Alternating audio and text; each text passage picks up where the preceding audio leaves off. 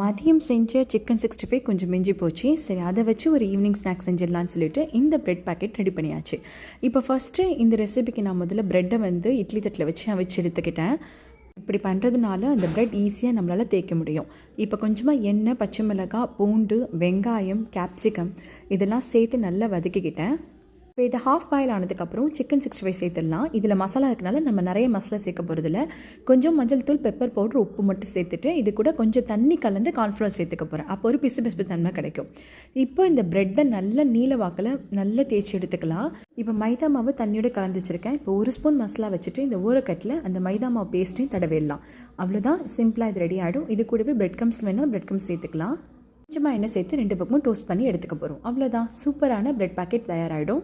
இந்த மசாலாவில் நான் கொஞ்சம் சீஸ் சேர்த்துக்கிட்டேன். ஸோ ரொம்ப சூப்பராக சீஸி ஃப்ளேவரில் அந்த மசாலோட சேர்ந்து நல்ல அருமையான டேஸ்ட்டில் கொடுத்துச்சு. ஸோ இந்த ரெசிபி பிடிச்சிருந்தா நம்மளோட சேனலுக்கு மறக்காமல் சப்ஸ்கிரைப் பண்ணுங்கள்.